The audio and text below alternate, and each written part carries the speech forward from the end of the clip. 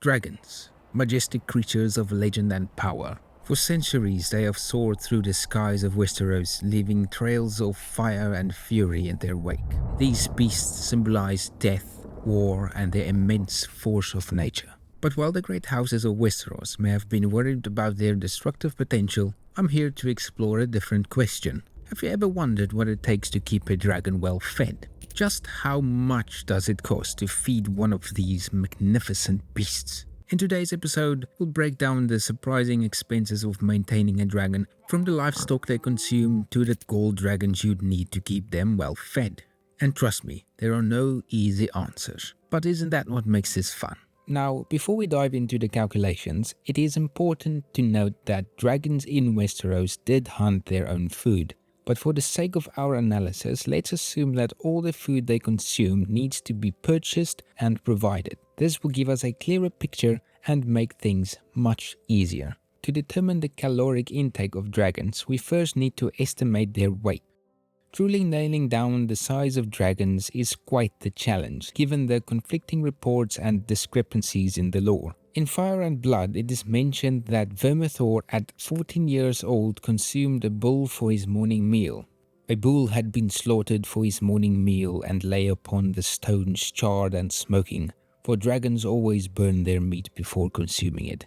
Now from that passage, we can assume that he eats another for his evening meal. Through my research, it is estimated that a medieval bull weighs about 245 kilograms, far less than modern times. So Vermithor's diet of 2 bulls a day means that he consumes 14 bulls a week. Given the weight of each bull, Vermithor eats around 3,430 kilograms of meat weekly. Now, a juvenile crocodile needs to eat about 5% of its body weight per week. This percentage provides a good basis for estimating the food intake of a large carnivorous reptile like a dragon. So Vermithor's weight at 14 years old can be estimated at around 68.6 tons. Now we know that dragons grow continuously throughout their lives, so by the start of the Dance of Dragons, Vermithor is around 100 years old, which means we can estimate his weight to be about 730 tons using an exponential growth model. Now, we know Vhagar is roughly 1.5 times the size of Vermithor, making her about 1090 tons, and Caraxes is about half the size of Vhagar, which puts him at approximately 550 tons. Which is great because we will be using Caraxes going forward. Why? He's a noodle. And because he is my favorite and in the middle ranges of the sizes compared to the larger dragons like Vhagar and the smaller ones like Vermax and Moondancer. Now before you ask, how could a dragon that weighs that much even be able to fly? It's magic. So don't take things too seriously. Now what might seem like a throwaway line in the recent episode of House of the Dragon, Daemon mentions that Caraxes prefers to eat the meat of pigs, and this information came just in time for our calculations, so I was very excited to hear that in the episode. Caraxes at 550 tons would need a substantial amount of food. Using the same crocodile proxies, daily caloric intake is approximately 1,023,000 calories, and his weekly intake is about 7.16 million calories. In medieval England, livestock was a bit on the leaner side compared to today. Cows weighed around 245 kilograms, sheep roughly 25 kilograms, and pigs around 75 kilograms. Now, translating those weight into caloric values, we get cows at about 682,000, sheep around 71,000, and pigs close to 250,000 calories. So for Caraxes to hit his weekly target of over 7 million calories, he'd need to chow down on about 10.5 oxen, 100 sheep, and nearly 29 pigs. Now that we know how much food our dragons need, let's talk about the cost of livestock and how to convert those costs into the currency of Westeros. Determining the cost of things in Westeros can be tricky due to the mixed references in the books, as the values seems to change a lot. However, I found a passage that provides a reliable baseline.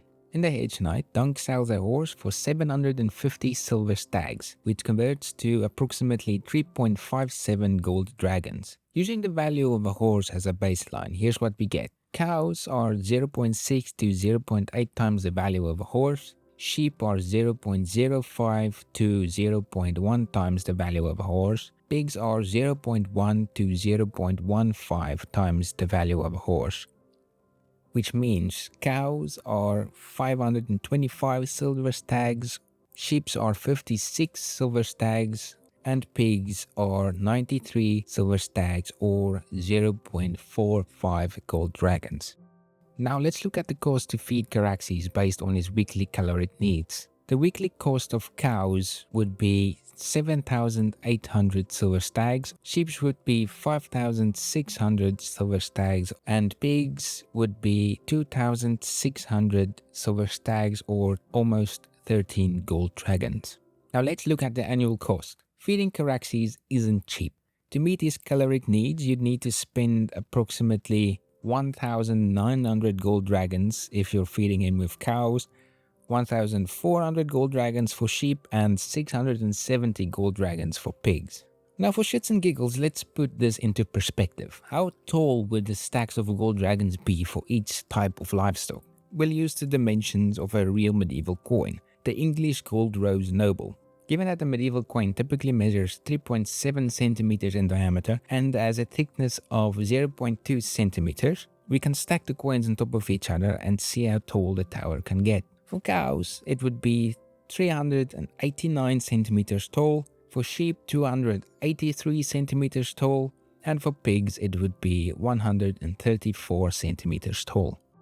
Now if we scale this up to 6 dragons as seen at the end of the second season of House of the Dragon, you can see that for cows it would be 2,300 centimeters tall, that is about 3 times the length of a London bus. Sheep's would be 1,600 centimeters tall, about 3 times the height of a giraffe.